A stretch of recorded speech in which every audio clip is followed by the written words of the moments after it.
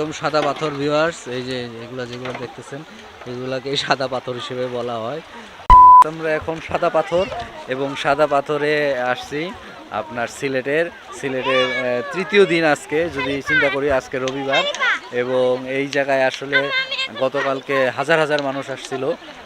আজকে হচ্ছে 25শে ডিসেম্বর, সরকারি ছুটি, কিন্তু তার আগে যেহেতু 3 দিনের ছুটি, তার আগের দিন 24শে ডিসেম্বর প্রচুর মানুষ আসছে এবং এই কারণে কিছু মানুষ ফেরতও যাইতে হয়েছে। ওখানে লাইন ধরে আপনার আর ট্রলার আসছে এবং লাইন ধরে মানে আমার কলিগও আসছিল, সে 3 ঘন্টা লাগছে শুধু ট্রলারে উঠতেই। তাহলে চিন্তা করেন। তো সাদা পাথর পিছনে সবই ইন্ডিয়ার, যে কত সুন্দর সুন্দর পাহাড় দেখতেছেন, সব কিছু ইন্ডিয়া। আর এখানে আমাদের এই পাথরগুলা একদম যেগুলো বলে সাদা পাথর, আমি প্রথমবারের মতো এখানে আসছি। তো এখানে আসার বিষয়টা হচ্ছে, যেরকম আপনার সিলেট থেকে আম্বরখানা বা যেখান থেকে আসেন, আম্বরখানায় বাস স্ট্যান্ডে 75 টাকা করে টিকিটে বাসে যদি কেউ আসতে চান তাহলে আসতে পারবেন।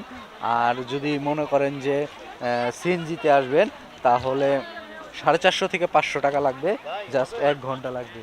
1 ঘন্টার মধ্যে এই সাদা পাথরে আপনারা চলে আসতে পারবেন।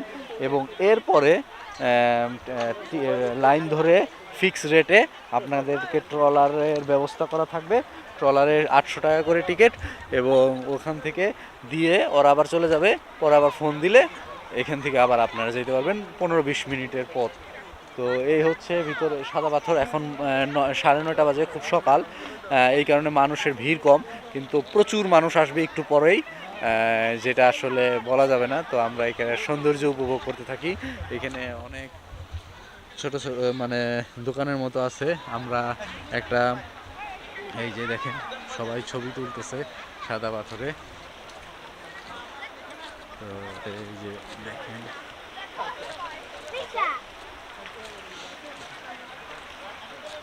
আমরা এই সিটগুলা ভাড়া নিছি। এখন যেহেতু টুরিস্ট কম, এর জন্য জাস্ট এই ভিতরে যাবা না, পরে যাবা। এখানে টুরিস্ট কম, এর জন্য আসলে এখন ভাড়া কম।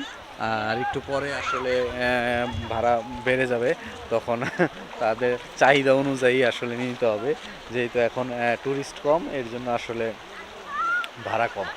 তো এই হচ্ছে দেখেন, বিভিন্ন জায়গা থেকে সকালবেলায় চলে আসছে। আমরা ভোরে আসছি, এর জন্য আসলে এইসব জায়গায় আসতে হলে ভোরে আসবেন, তাহলে ফ্রি ঘুরে টুরে চলে যাওয়া যাবে। আর যেমন জাফলংয়ে কালকে আমরা যখন গেছিলাম, তখনও আমরা যখন বের হয়ে যাই তখন হাজার হাজার মানুষ ঢুকতেছিল।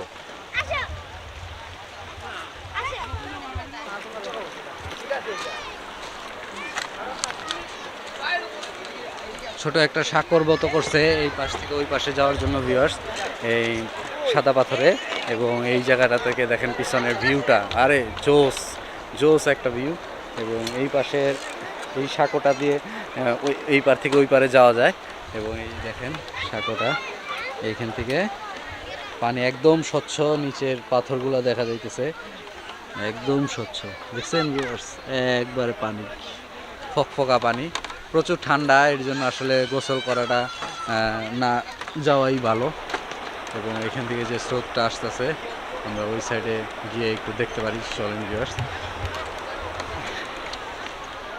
তো এই হচ্ছে সাদা পাথরের বিষয়। সাদা পাথর পানি এখন অনেক কম, বর্ষাকালে প্রচুর পানি থাকে, এবং শীতকালে পানি একবারেই কমে গেছে। জাস্ট ট্রলারগুলো চলার জন্য ওরা নিজেরা ব্যবস্থা নিছে, নাহলে ট্রলারও চলতে পারাটা আমি দেখছি যে কিছু কিছু জায়গায় পানি একদম মানে হাত দিলেই নিচে স্তর খুঁজে পাওয়া যায়। তো এই হচ্ছে সাদা পাথরগুলা। এবং এখানে একটা স্রোত, ভালোই স্রোত এখানে। তো আমরা একটু এই জায়গাটা দেখি।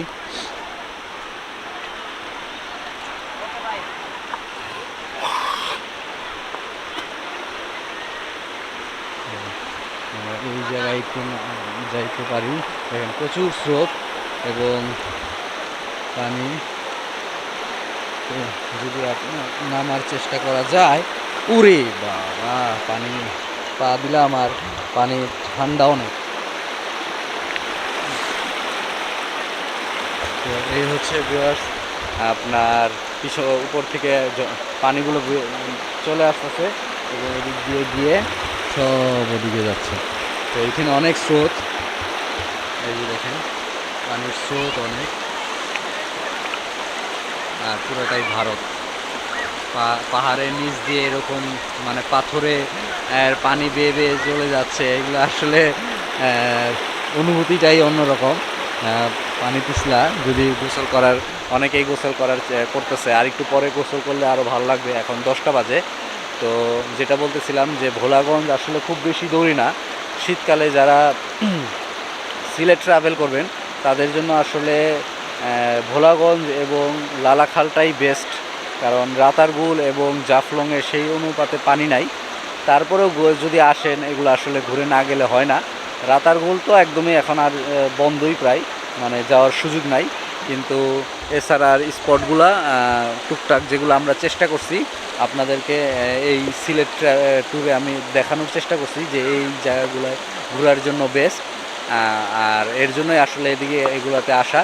তবে সিলেট শীতকালে ট্যুর ভালো, মানে শীতকালে আসলে এমনিই তো আমরা ট্রাভেল করার জন্য শীতকালটা আমাদের জন্য বেস্ট। তারপরেও সিলেটে আসলে পানি থাকলে একটু বেশি ভালো লাগে, এরপরেও খারাপ কিন্তু লাগতেছে না। মানুষ কিন্তু আসা শুরু করছে। আমরা আগে আসতে চেষ্টা করছি, কারণ আজকেই আমরা আবার ঢাকা ব্যাক করব।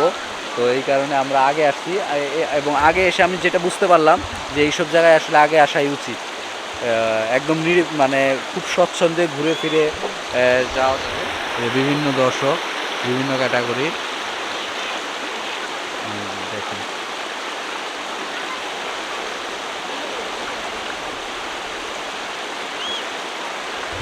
আর ভোলাগঞ্জ আসার রাস্তাটা কিন্তু ফাটাফাটি। আগে ভোলাগঞ্জ আসার রাস্তাটা খারাপ ছিল, আপনার রাস্তা ভাঙা ছিল, কিন্তু আজকে যে আসলাম সিএনজিতে একটা ভাঙা পাই নাই। খুবই সুন্দর কার্পেটিং রাস্তা হয়ে গেছে। এর জন্য আসলে ভোলাগঞ্জ আসতে কোনো কষ্ট হবে না, খুব সুন্দর সময় কাটানো যাবে, খুবই ভালো লাগবে। আসলে এখন এইসব জায়গায় এগুলা দিয়ে দিয়ে বসে থাকার ব্যবস্থা করে দেওয়া হয়েছে। তো সবাই ছবি তুলতেছে, আর আমরা ওই দিকে আর বেশি যাই না। তো প্রচুর পানির স্রোত, এবং শেষ সীমানা থেকে আমরা করতেছি। তো ভোলাগঞ্জের শেষ সীমানা থেকে আমরা চেষ্টা করছি এই সিলেট ট্যুরটাকে আপনাদেরকে অনেক মানে দেখানোর জন্য, যে শীতকালে কোথায় কোথায় গেলে কীরকম লাগবে, ভালো লাগা খারাপ লাগা সব কিছুই আসলে আপনাদের সাথে শেয়ার করার চেষ্টা করছি। তো এই 3 দিনের সিলেট ট্যুরের যে আমাদের ব্লগগুলা, সেগুলো ধারাবাহিকভাবে কয়েকটা পর্বে আসবে। সেটা তো দেখেই ফেলেছেন অলরেডি, কারণ ভোলাগঞ্জের এই ব্লগটাই শেষ ব্লগ আপনার। তো সেক্ষেত্রে আপনার যদি ভালো লাগে অবশ্যই চ্যানেলটি সাবস্ক্রাইব করে দিবেন, এবং যারা এখনও চ্যানেলটি সাবস্ক্রাইব করেননি তারা চ্যানেলটি সাবস্ক্রাইব করে দিয়েন, এবং পাশের বেল আইকনের নোটিফিকেশনের অলে ক্লিক করে দিলে সাথে সাথে কোনো ব্লগ আসলে সাথে সাথে আপনারা নোটিফিকেশন পেয়ে যাবেন। যারা চ্যানেলটি সাবস্ক্রাইব করেছেন তাদেরকেও ধন্যবাদ, যারা চ্যানেলটি সাবস্ক্রাইব করেনি তাদেরকেও ধন্যবাদ। সামনে আরও নতুন নতুন ব্লগ আসবে। এই সিলেট ট্যুরটা অবশ্যই সবাই মিলে এই ট্রাভেল ব্লগগুলো দেখবেন, ভালো লাগবে আশা করি। তো সিলেট থেকে এবারের মতো 2022 সাল এবং শেষ প্রায়, সবাইকে শুভ নববর্ষের দিয়ে, এটা মনে হয় এই ব্লগটা যখন রিলিজ হবে সেটা 2023-এ রিলিজ হবে, কারণ আর 4-5 দিন আছে, আমরা ঢাকায় গিয়ে বিজি হব। তারপরে নতুন করে ভিডিও এডিট করে ভিডিও দিতে দিতে আগামী বছর চলে আসবে। তা সেই হিসেবে আগামী বছরের সবাইকে শুভেচ্ছা দিচ্ছি, এবং সবাইকে বলছি যে সিলেট ঘুরুন। সিলেট না হলেও আপনাদের আশেপাশে প্লেসগুলোতে ঘুরবেন, অবশ্যই ভালো লাগবে। শীতকাল এখন ঘোরার টাইমই। তো ভালো থাকেন, সুস্থ থাকেন। সিলেট থেকে আমি মেহেদি হাসান, খোদা হাফেজ, বাই।